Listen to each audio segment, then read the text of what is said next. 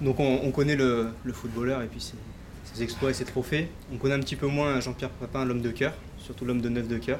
Est-ce que vous pouvez nous parler un petit peu de cette association? C'est une association qui a été créée en décembre 1996. On commence à avoir un peu de bouteille. On va avoir 15 ans cette année, ce qui est, je pense, un bel anniversaire. Et on a créé cette association par rapport à la découverte qu'on avait fait nous par rapport à notre petite, qui avait des soucis et dont on n'avait aucune réponse. Donc, alors que je jouais à Munich, on est parti aux États-Unis pour rencontrer des thérapeutes. On a commencé cette méthode qui était la méthode Doman à l'époque. Et quand on est rentré, si tu veux, les journalistes allemands ont commencé à mettre n'importe quoi dans la presse. Donc quand je suis venu en France faire une interview, j'ai parlé de ce qu'on avait fait aux États-Unis pour justement rétablir la vérité, parce qu'on commence à dire que tu vas faire opérer ta fille de la tête, etc., du cerveau, si tu veux, personne ne comprend. Et quand je suis rentré en France, les 15 jours qu'on suivi, j'ai reçu 2 sacs postaux comme ça, avec dedans 3 ou 4 000 lettres qui avaient des gens dans le désespoir le plus total et qui avaient la même je dirais, pathologie que ma petite. Donc c'est pour ça qu'on a créé l'association, juste au départ, pour informer des gens que nous, on avait trouvé quelque chose qui pouvait éventuellement améliorer les progrès des enfants. Et puis, sur l'expérience acquise, on a vu qu'il y avait d'autres méthodes. Et avec l'association maintenant, on essaie de découvrir des méthodes, d'informer les gens administrativement, psychologiquement. Puis surtout, quand on gagne de l'argent, on essaye vraiment de leur donner le petit plus qui fait qu'on peut aller à l'étranger, on peut payer l'hôtel, on peut payer tous les à côté. Parce que les méthodes coûtent très cher.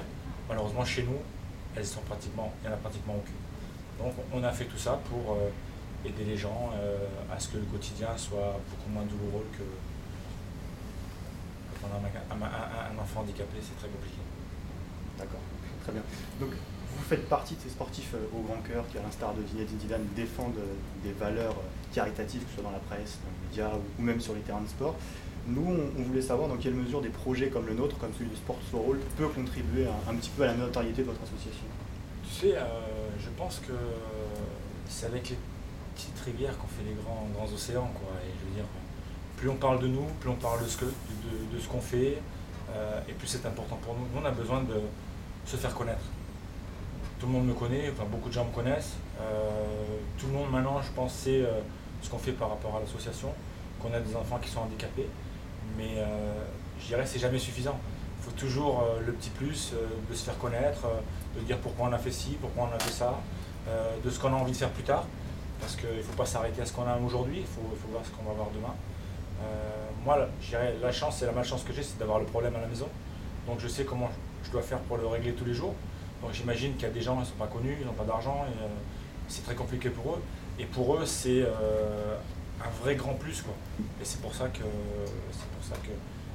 je me suis lancé là-dedans, parce que j'avais le problème et que quelque part, moi, les gens m'ont toujours bien rendu ce que j'étais quand j'étais footballeur.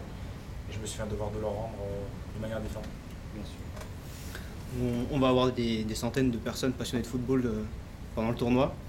On a tous vu Jean-Pierre Papin sur un terrain de football. La grande question qu'on se pose, c'est est-ce qu'on aura la chance de vous revoir, du moins en tant qu'entraîneur? Je pense que c'est pas une histoire qui est terminée aujourd'hui.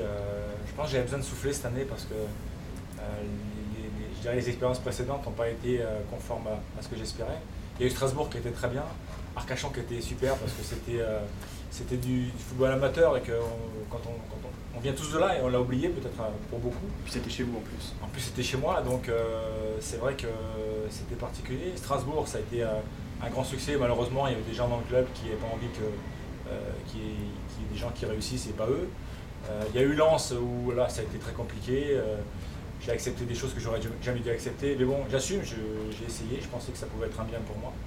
Et puis il y a eu Châteauroux où faire le pompier de service pendant 5 mois, c'est pas facile, on n'a pas choisi les joueurs, on a des joueurs qui sont aigris, des autres qui sont pas contents.